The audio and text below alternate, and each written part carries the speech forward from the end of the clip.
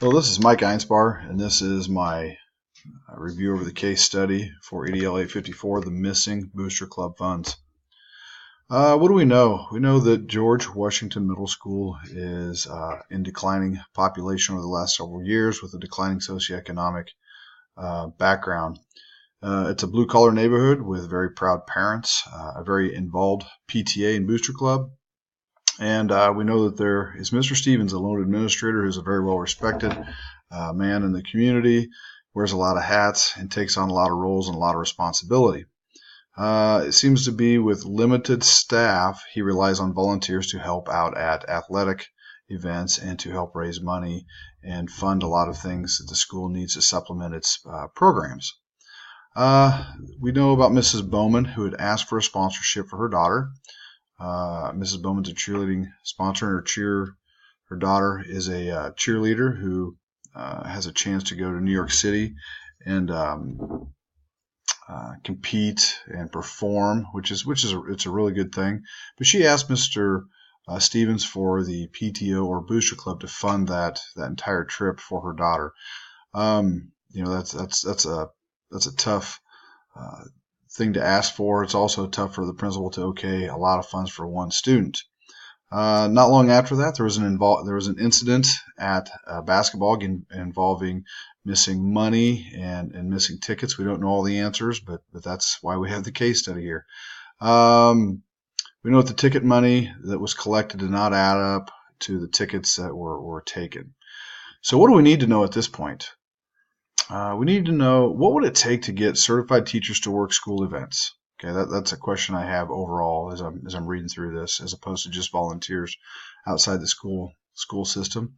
What is the district procedure for handling of tickets and money? I'm sure there is one. I'm not sure. We need to find out what the proper protocol is. Are there logs, pre-logs, and post-logs involved, and several people who sign off on the money for accounts, checks and balances? What were the bill nominations at the start of the cash box? Do we know that so we can track what change was out and what money came in? And also, what is the board policy concerning theft? With this being a non-district employee, do they fall underneath district policy and board policy, or do we need to go further up and go to more the local police or local sheriff? Action plan and strategies for implementation. The first thing we're going to do is a principal is to inform a district personnel above the principal. They need to know that some improprieties have went on, just so that they're aware what's going on within the school system. We need to refer to board policy. What are the proper policies and procedures for dealing with theft? Investigations. Is it criminal? Do we notify the police right away? How do we do it ourselves?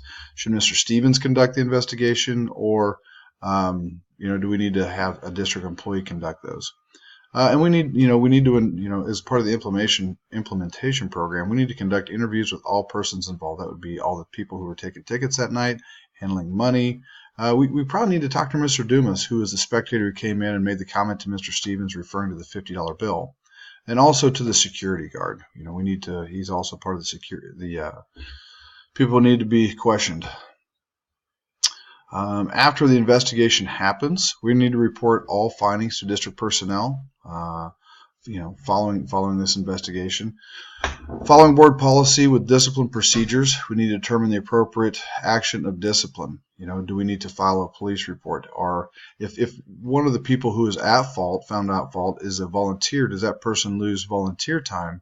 And in the end, Mr. Stevens is ultimately responsible for any money and going on there. Will there be a discipline piece of his? Will he be responsible for the money overall? And the last thing we need to review and reform the activities responsibility. We need to implement a more structured policy that really involves only certified staff or administration handling any tickets and money, so they can fall under board policy and procedures there. And I feel like there needs to be, we need to implement a more accountability system, more than just the principal who accounts for the money, whether it be giving it to the ticket takers or the one who takes it back and puts it in the drop box at the end of the night. Okay, how am I going to resolve this issue? Well, the first thing I would really recommend is to put training in for all those who handle the money and tickets to protect students' funds against fraud.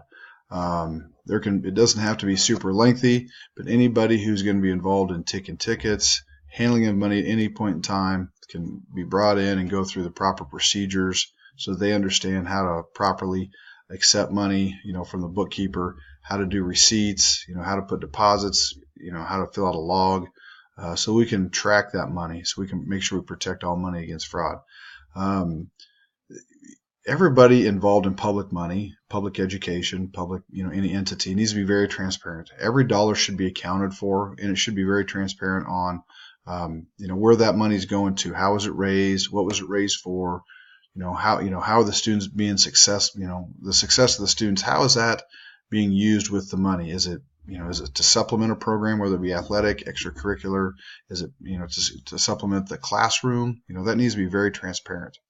We need to continue and maintain and build strong relationships, with the community, losing stakeholders, moving out to suburban areas, as people graduate.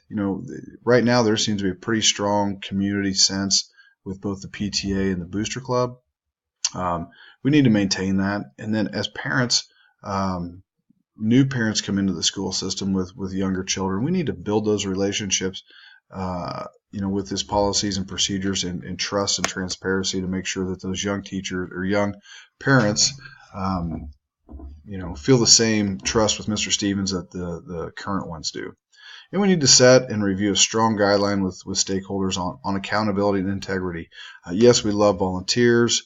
We need them, to help a lot of things happen, but we need to make sure that they're the right volunteers. We need to make sure that the ones who do volunteer, are doing it for the right reasons, not for personal gain, not, to have an edge on something, but doing it for the best practices for the good of the school and the good of all students. So some of the debriefing, what was I thinking over this? As I've been involved in education for a long time, I'm really wondering why is teacher involvement so limited? Why are we only relying on volunteers to help take money? Do we need to have a supplement fund to pay those people to take tickets? Is it comp time? Is it time off? Can we get them some T-shirts, some polos? What is it? How do we get them more involved? The PTO and Booster Club policies. What are their policies? The best practices for all students. It lies here. Why was it Mr. Stevens the one making the decision whether to sponsor the young lady wanting sponsorship for the cheerleading?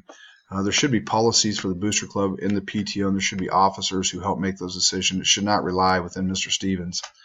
Where's the training for handling of school money and tickets? At any school, there needs to be a preschool meeting with anybody on, again, how to properly account for tickets. When you get it from the bookkeeper, you should get a box with a log that says how much money is there, the denominations, what the starting ticket number is, and at the end of the night, you should be able to log in, what the money was that you collected, what the ending ticket was, and there should be a procedure on, where does the money go for. And again, there should be more accountability than just the principal. There should be the bookkeeper or, maybe a staff on special assignment that can be administrator for the night.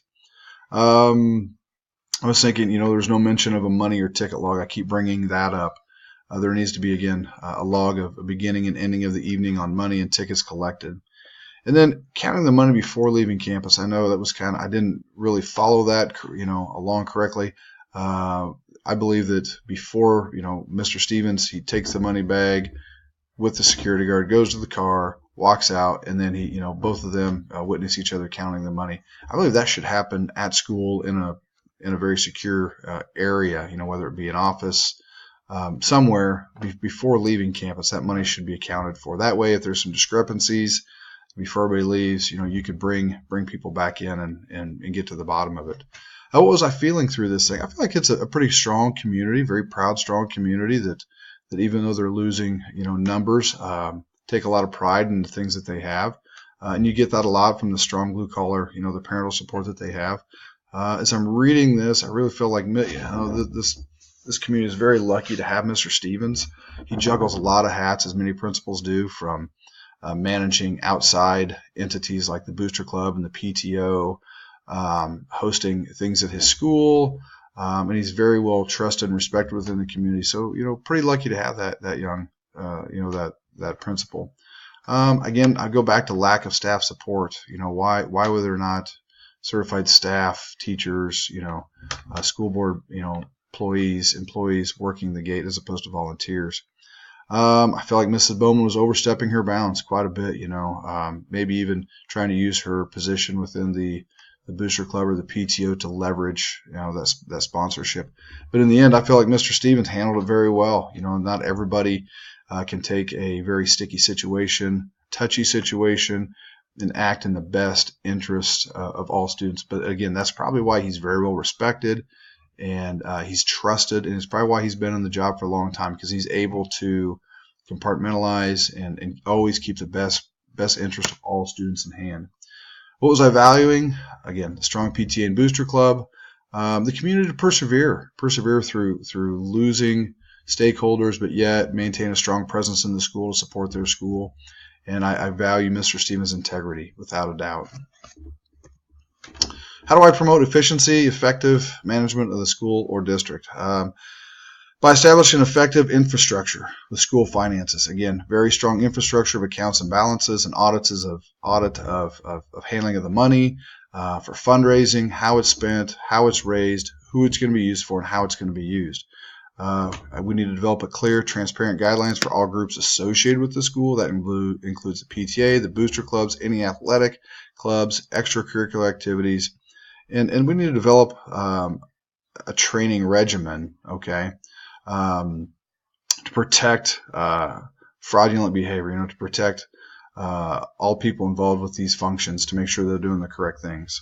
How do I promote the social learning of every student? Well, to continue work with the stakeholders, groups, maintain a strong, positive relationship with the PTA, the boosters, athletics, musical, academic, any kind of group that the stakeholders in the group in the school are involved of, maintain that positive relationship. Continue to manage and protect student funds. This will help support groups who do fundraising for students, making sure that the money they raise is raised for an intent, specific intents, whether it be to supplement a program, supplement curricular, and it's used for those students who raise the money. Don't have the football team raising money, it goes to the soccer team, or vice versa. I think, again, hosting those events at your school, bring people on campus. That way they can see the great things that are going on there, promote the school and all the successes that the students are having within that school, both athletic, extracurricular, and especially academic. Bring people on campus, and there's no better way than to host some fun events. How do I promote student academic learning? Well, use all funds for the best interest of all students. Again, use money for raise for the intended purposes. And remember, as a sponsor or a principal or a teacher, the money you raise is not meant for individuals like Mrs. Bowman was asking for. It's not meant for personal gain. Okay, it's not your money to loan. It's money that is raised for a specific intent, and it should be used for those students that help raise that money. Creating and implementing a strong financial infrastructure. Okay, this ensures that the money is available for supplementing learning programs. When we raise that money, we use that money, we want to make sure that by creating this infrastructure of accounts, balances, and audits, that money is there when it's time to be used. If we raise that money in September and we're not going to buy science supplies until December, okay, that money is there from those fundraisers. And developing and maintaining a positive relationship using the community resources to supplement classroom academics. Again, positive relationships, positive communication, keeping that transparent, clear integrity between the community and the school, and use the resources. Every community is a little bit different. Every community has different things to offer. So, but we have to use those and figure out how to supplement those within our school. That is my presentation. Thank you very much.